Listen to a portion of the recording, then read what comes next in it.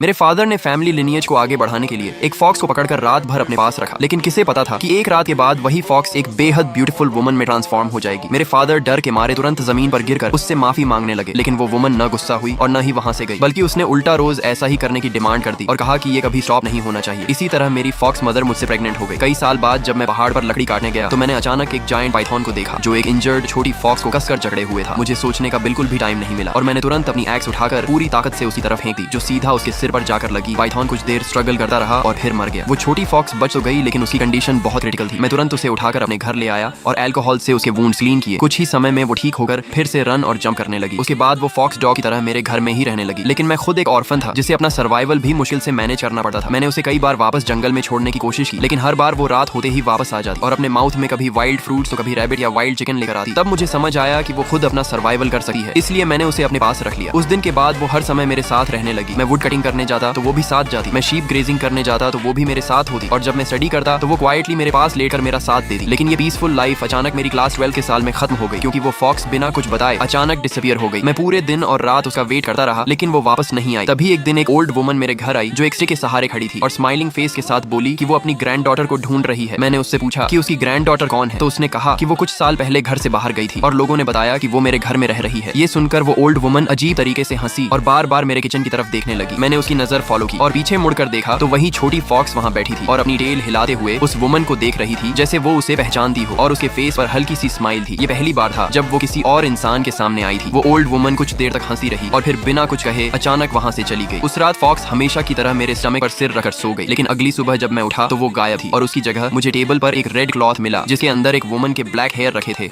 और उन्हें red pepper से रैप किया गया था। मुझे समझ नहीं आया कि ये क्या है, इसीलिए मैं उसे लेकर विलेज हेड के पास गया। विलेज हेड ने उसे देखते ही मुस्कुराते हुए कहा कि ये किसी गर्ल का सिग्नल है और इसका मतलब है कि वो गर्ल तुम्हें पसंद करती है और तुम इस चीज को लेकर उसके घर मैरिज प्रपोजल दे सकते हो। ये सुनकर मैं शॉक हो गया और मुझे लगा शायद वो फॉक्स ही ये चीज मेरे लिए छोड़ गई है। लेकिन उसके बाद वो फॉक्स फिर कभी वापस नहीं आई। मैं हर दिन उसे ढूंढता रहा, लेकिन उसका कोई ट्रेस नहीं मिला और मुझे डाउट होने लगा कि शायद कोई हंटर उसे पकड़ कर ले गया। करीब 15 डेज बाद एक रात वही ओल्ड वुमन फिर मेरे डोर पर आई और इस बार वो रो रही थी और बोली कि वो अपने ग्रैंडसन को ढूंढ रही है और मुझसे पूछने लगी कि क्या मैंने उसे देखा है। मैं ये सुनकर डर गया और तुरंत मना कर दिया, लेकिन वो वुमन क्रीपी तरीके से हंसने लगी और मुझसे पूछने लगी कि क्या 6 इयर्स पहले भी मैंने उसके ग्रैंडसन को नहीं देखा था। उसकी बात सुनकर मैं कंफ्यूज हो गया और मैंने उसे मैड समझ लिया। वो लगातार मुझे घूरते हुए हंसी रही और मैं डर कर तुरंत विलेज हेड के घर भाग गया। जब मैंने उसे पूरी बात बताई तो वो अचानक साइलेंट हो गया और मेरे पीछे इशारा करते हुए बोला कि क्या मैं उसी वुमन की बात कर रहा हूँ। मैंने जैसे ही पीछे मुड़कर देखा तो वही ओल्ड वुमन चुपचाप हमारे पीछे खड़ी थी। उसे देखकर मैं डर गया और तुरंत विलेज हेड के पीछे छिप गया। विलेज हेड ने उससे पूछा कि वो कौन है और रात में लोगों को क्यों डरा रही है, लेकिन वो कुछ नहीं बोली और बस स्माइल करती रही। तब विलेज हेड ने उसे 2 एग्स देकर वहां से जाने को कहा।